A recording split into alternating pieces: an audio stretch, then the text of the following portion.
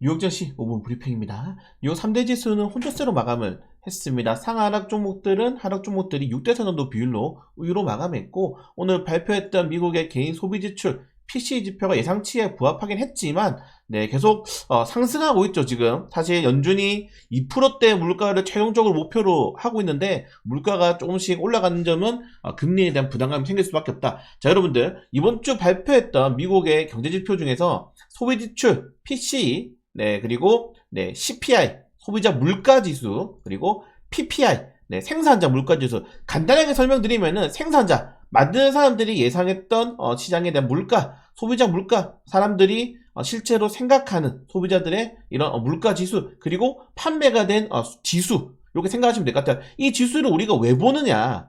간단하게 여러분들, 이 모든 매크로 지표는 금리를 확인하기 위해서, 금리에 대한 동향을 파악하기 위해서 보는 겁니다. 자, 그렇다는 거는 지금 이미 이 매크로 지표가 크게 신경 쓸 필요 없는 이유가, 연준 인사들이 금리 동결하겠다라고 계속적으로 시그널을 보내고 있죠. 그렇기 때문에 당분간은 금리에 대한 동결 가능성, 그렇기 때문에 이런 매크로 지표들이 갑자기 드라마틱하게 막 지표가 급등하거나 급락하지 않는다면은 당분간은 매크로 지표는 그렇게 시장에서 큰 영향력을 주진 않는다라고 좀 말씀을 드리고 싶고요. 그래서 여러분들이 매월 이렇게 주 1회 발표하는 매크로 지표에 너무 목매지만 하고 제가 자주 그런 말씀을 드리고 있는 겁니다. 그래서 금리에 관련해서는 일단 올해 1분기까지 3월까지는 동결 가능성이 너무 큰데, 이게 6월로 미뤄질 수도 있다. 그렇다는 거는 2분기까지도 금리 동결이 되지 않는다 그러면은 결국 금리 동결은 3분기까지 되겠죠. 넘어가겠죠. 금리 동결의 가능성이. 이런 것들이 시장에서는 어떻게 된다? 성장주들, 우리가 흔히 말하는 러셀 지표들, 좀 중소형주들에 대한 수급을 약화시킬 수 있기 때문에 항상 이렇게 금리 동결 가능성이 커질 때는 어떤 종목이 올라간다?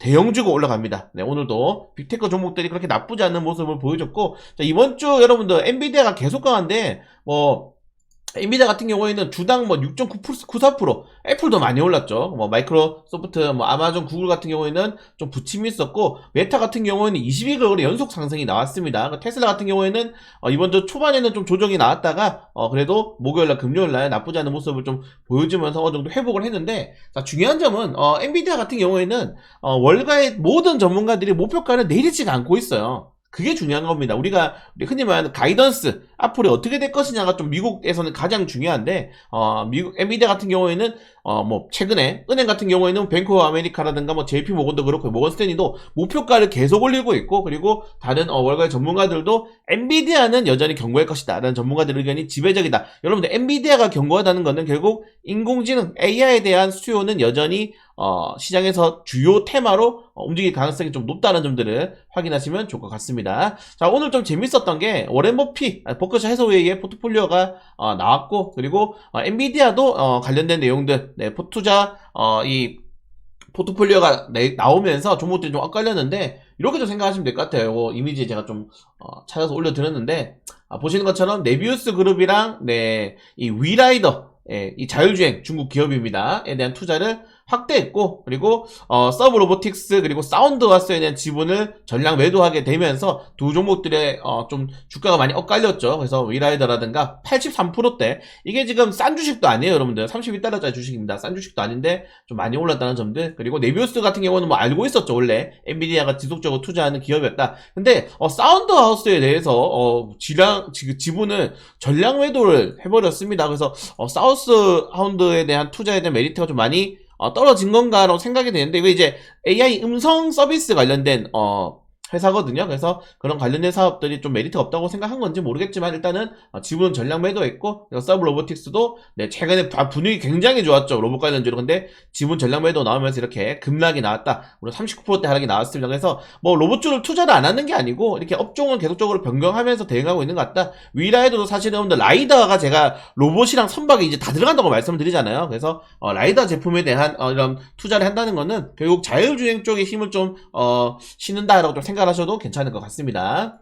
자, 그리고 오늘 양자 컴퓨터 관련 테마주도 급락이 나왔는데, 최근에 엄청 나쁘지 않았죠. 구글과 소프트뱅크가 양자 컴퓨터 추가적인 투자를 할 수 있다는 소식이 나오게 되면서 좀 많이 올랐는데, 그리고 뭐 아시겠지만은 구글의 이제 피차이 CEO 같은 경우에는 양자 컴퓨터가 5년에서 10년 안에 정말 유용하게 양산화될 것이다라고 이야기하게 되면서 양자 컴퓨터 힘을 실어줬는데, 양자 컴퓨터 하면 급락이 나왔단 말이에요. 이게 뭐냐면은 소프트뱅크가 지금 투자할 돈 없을 것 같은데 하면서 소프트뱅크 재무제표에 대한 약간 의구심이 나오는 그런 뉴스들이 좀 쏟아지게 되면서 시장에서는 양자 컴퓨터 관련 테마주들과 인공지능 관련 테마주들이 추가로 투자할 수 있을까라는 좀 이런 의견이 나오게 되면서 좀 조정이 많이 나왔다라고 생각을 하시면 될 것 같습니다. 뭐 폭락이 나온 건 아니고요. 네, 뭐 리제팅이라든가 아이온큐, 네, 이렇게 실크스 세 개가 이제 뭐 대장주인데 좀 조정이 나왔다는 점을 체크하시면 될 것 같다. 자, 그리고 좀 재밌는 게 이제 시진핑이 다음 주에 중국에 뭐 알리바바, 텐센트, 샤오미, 하웨이 이런 유니트리 로봇 만들고 휴대폰 만들고 통신하고 뭐 다 샤오미 다 텐센트 게임이나 뭐 여러 투자하고 알리바바도 뭐 어마어마한 IT 기업들을 다 초대해가지고 미국과 기술 전쟁 준비한다. 총수들을 또 집단 호출했다고 합니다. 그래서 여기서 제 생각에는 좀 좋은 재료가 나올 것 같아요. 여기서 만약에 중국이 투자를 뭐 더 한다 그러면 미국이 질 수가 없지 않습니까? 그 관련된 기업들은 호재가 될 가능성이 좀 더 높다는 점들을 확인하시면 될 것 같다. 자, 그리고 트럼프 대통령의 관세 리스크가 좀 더 확대되고 있는데, 이번에는 자동차 왜 안 건드리나 했어요. 네, 자동차 관련돼서 4월 2일쯤에 좀 자동차도 관세 부과하겠다 했는데, 이게 진짜 우리나라가 뭐가 문제, 진짜 이거 정말 안 되는데, 우리나라 같은 경우에는 미국 수출품 10대 중에 자동차 1등입니다. 1등. 이 비율이 어마무시하죠, 여러분들. 어마무시하게 지금 전 품목 중에 자동차 1위고, 우리나라 수출 품목 중에 지금 자동차가 차지하는 비율이 무려 10%예요. 반도체잖아요, 자동차. 근데 자동차가 만약에 관세 때려 맞아 보면은 어떻게 되겠습니까? 네, 정말 쉽지 않다는 겁니다, 여러분들. 빨리 럼프 형 좀 봐줘. 자, 아무튼 쉽지 않다. 물론 4월 1일이라는 기간이 충분히 남아있긴 하지만, 우리나라 같은 경우에는 아시겠죠? 정치적인 리스크가 지금 워낙에 해소가 되지 않고 있기 때문에 거기에 대한 부담감들이 좀 남을 수밖에 없다는 점들까지 말씀드리면서, 자, 역시 여러분들 지금 지수 좋고 종목은 많이 오르지만 제가 계속 말씀드렸잖아요. 뭔가 꺼림칙하다. 그냥 뭐 이제 그거죠. 입속에 가시가 안 있는 것 같은 그런 느낌이에요. 그래서 뭐 잘 흐름, 뭐 숨쉬고 소화하는 거 밥 먹고 나쁘지 않은데, 그 가시가 언제 터질지 몰라. 네, 이런 것들 때문에 항상 여러분들에게 말씀드립니다. 분할 매수, 분산 투자, 비중 조절, 그리고 언제든지 손절할 수 있는 그런 멘탈리티를 계속적으로 가져야 된다라고 말씀드리면서, 네, 저는 또 주간지수 찾아뵙도록 하겠습니다.